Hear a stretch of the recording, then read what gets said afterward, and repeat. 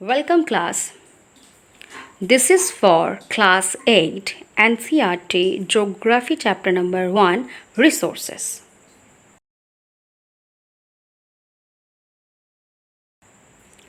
This is our introduction page.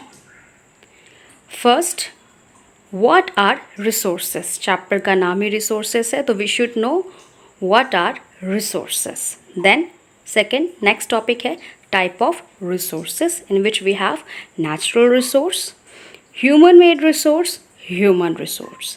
Third topic है conservation resources and fourth topic है sustainable development. Yes class, इस पूरे chapter में सिर्फ ये 4 ही टॉपिक्स हैं. अगर आप इन 4 टॉपिक को कर लेते हैं तो ये पूरा चैप्टर ही आपको अच्छे से लर्न हो जाएगा.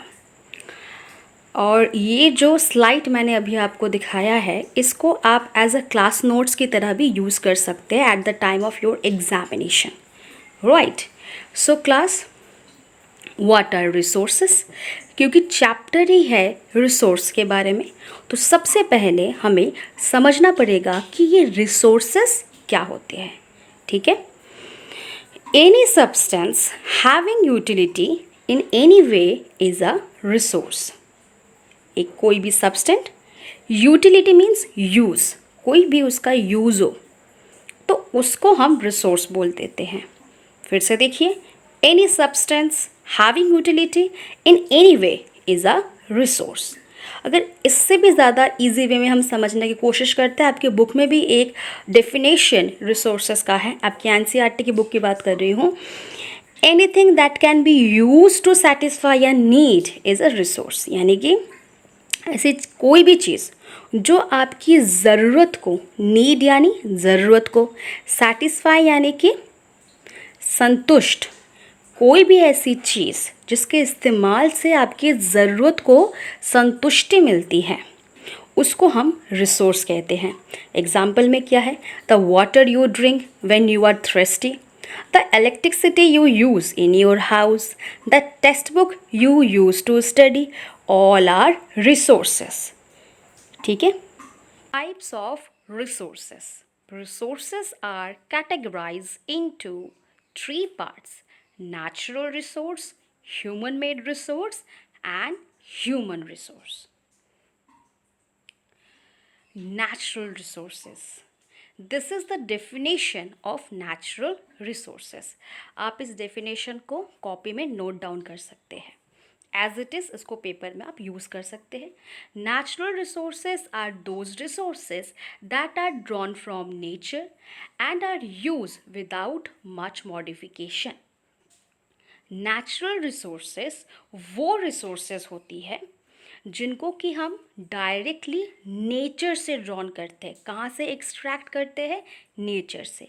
कहाँ से लेते हैं? नेचर से. विदाउट डूइंग मच मॉडिफिकेशन, उसमें ज़्यादा कुछ बदलाव किए बिना ही हम उसको यूज़ कर सकते हैं. ऐसे रिसोर्सेज कौन कौन से होते हैं? एग्जाम्पल्स क्या है इसके? Air, water, soil, minerals. ये जो नेचुरल रिसोर्सेस है इसका एक और सिंपल तरीका है पहचानने का, वो है जो कि गॉड गिफ्टेड है. ठीक है. बहुत ही सिंपल टर्म है गॉड गिफ्टेड, यानी कि जो ऑलरेडी अर्थ में प्रेजेंट था, जिसको किसी भी ह्यूमन बीइंग ने नहीं बनाया है. ठीक है.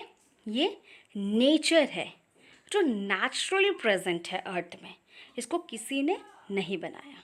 Renewable resources.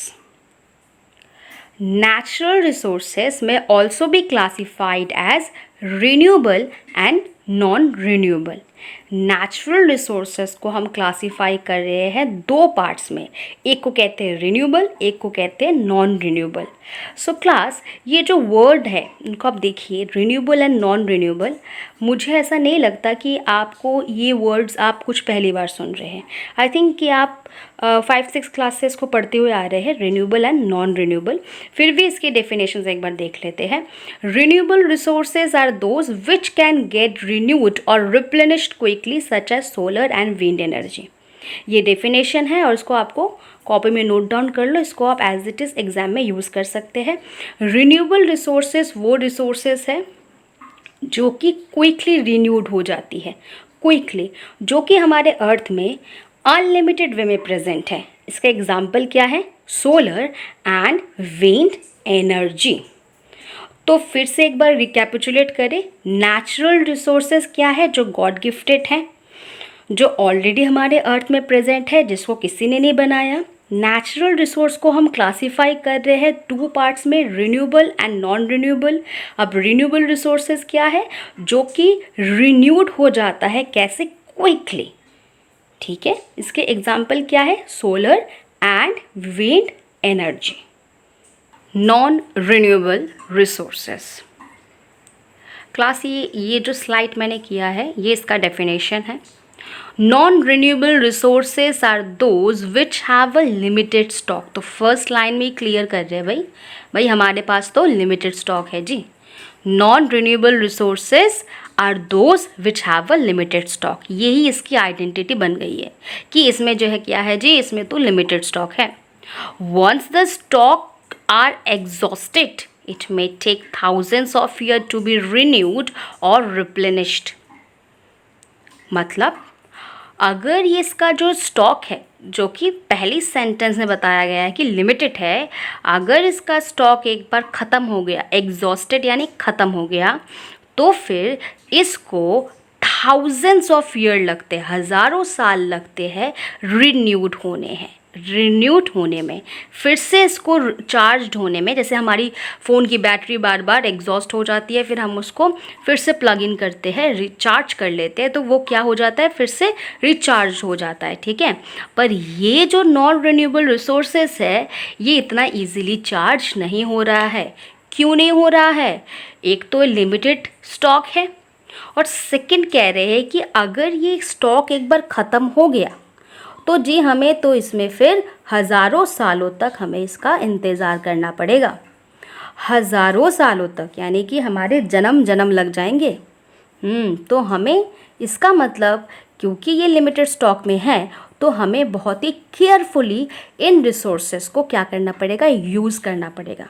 अब ऐसे रिसोर्सेस कौन से होते हैं, हमें पता कैसे चलेगा? कोल, कोयला, पेट्रोलियम एंड नेचुरल गैस, जिनको हम कहीं ना कहीं इंडस्ट्री में हो, हमारे मोटर व्हीकल में हो, कहीं ना कहीं एज अ फ्यूल की तरह हम यूज़ कर रहे हैं। इन चीज़ों को समझ रहे हैं? एज अ फ्यूल की तरह हम यूज़ कर रहे हैं।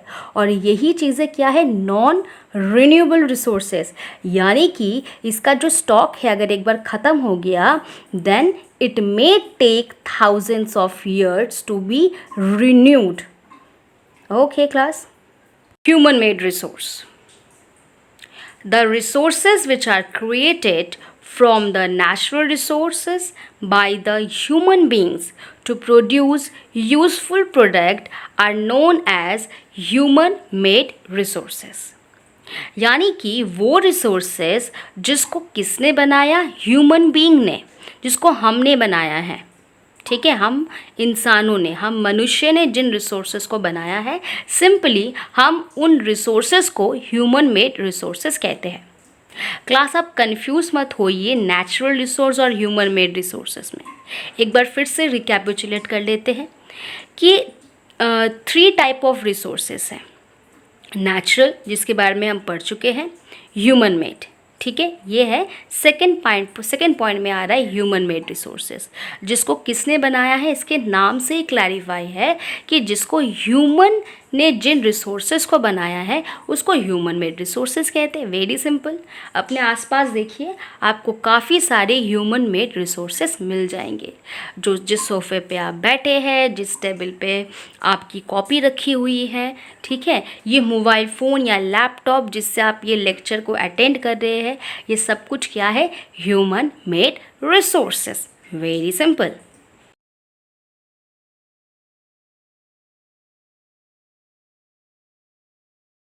Human resources. Humans in itself are considered a resource, so that is why it is called human resources. People can make the best use of nature to create more resources by applying the knowledge, skill and the technology. अभी तक हमने natural resources के बारे में पढ़ा, human made resources के बारे में पढ़ा, पर अब क्या, अब हम पढ़ रहे हैं ह्यूमन रिसोर्सेज, यानी कि ह्यूमन को ही हमने रिसोर्स की कैटेगरी में डाल दिया है। ऐसा क्यों?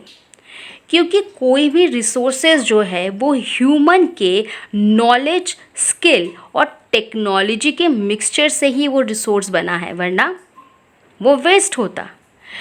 ह्यूमन की कैपेबिलिटी की वजह से ही वो क्या बन पाया है, आज एक रिसोर्स। तो इसीलिए हम उसी कैपेबिलिटी, नॉलेज और स्किल के लिए ह्यूमन को भी क्या कंसिडर कर रहे हैं, as a resource. Okay, hope you understand. Resource conservation, ये हमारा थर्ड टॉपिक है इस चैप्टर का। Using resources carefully and giving them time to get renewed is called resource conservation। यानी कि resources को हमें यूज़ करना है, पर कैसे, केयरफुली। ठीक है, रिसोर्सेज ज़रूरी है तो उनको हम यूज़ तो करेंगे, बट कैसे करेंगे, केयरफुली। केयरफुली का मतलब क्या होता है, जितनी ज़रूरी है, जितनी चीज़ें हमें ज़रूरी है उतना ही ले, उसको हम वेस्ट ना करें। और साथ ही साथ and giving them time to get renewed, और हम उनको क्या कर रहे हैं, टाइम दे रहे हैं, टाइम दे हम उनको रिन्यूड करने में, क्योंकि रिसोर्सेज जो है वो रिन्यूएबल एंड नॉन रिन्यूएबल दोनों ही है। ठीक है, तो अगर नॉन रिन्यूएबल रिसोर्सेज हुआ तो हमें तो फिर उसको लिमिटेड वे में यूज़ करना पड़ेगा, केयरफुली यूज़ करना पड़ेगा। ठीक है, तो रिसोर्स कंजर्वेशन यानी कि रिसोर्स को हम कंजर्व कर रहे हैं, बचा रहे हैं। तो इसको कैसे बचाएंगे, जब उसको हम केयरफुली यूज़ करेंगे और हम उनको टाइम देंगे ताकि कि वो रिन्यूड हो सके, जितना भी हमने उससे लिया है वो फिर से भर जाए। जैसे कि आपका पिगी बैंक होता है, आपने उसमें समझ लीजिए कि 1000 रुपीज़ आपने उसमें कलेक्ट किए, ठीक है, आपने उसमें जमा किए। अब आपने वहाँ से अगर 200 रुपीज़ आपने लिया और खर्च कर दिया। अब इसके बाद अगर आप उस पिगी बैंक से पैसे कंटिन्यूसली निकाले जा रहे हैं, अगर उसमें आप कुछ और सिक्के या पैसे फिर से दोबारा नहीं भर रहे हैं, तो क्या होगा, एक दिन ऐसा आएगा कि वो पिगी बैंक पूरी तरीके से शून्य, यानी कि आप बैंकक्रप्ट हो जाएंगे, उसमें कुछ भी नहीं बचेगा। हमें ऐसा नहीं करना है। हम अगर उस पैसे को ले रहे हैं फॉर कोई भी रीज़न से, तो हमें उसमें से पैसे डालना भी चाहिए। यही कॉन्सेप्ट हमारे रिसोर्स कंजर्वेशन के लिए भी होता है कि जितना भी हम उसको यूज़ करें, यूज़ तो कर सकते हैं, करिए, पर उसको हम टाइम भी दे कि वो रिन्यूड हो जाए। और हमें कैसे यूज़ करना है, carefully. Sustainable development, balancing the need to use resources and also conserve them for future is called sustainable development। Sustainable development मतलब ही है कि रिसोर्सेस को जो है वो फ्यूचर जनरेशन के लिए हमें कंजर्व करके रखना। ठीक है, ऐसा तो नहीं कि हम जो भी हमारे पास अभी अवेलेबल रिसोर्सेस है उनको अभी हमारी ये जनरेशन ही ख़त्म कर दे, नहीं, हमें इन रिसोर्सेस को जो है अपने फ्यूचर जनरेशन के लिए भी कंजर्व करके रखना है।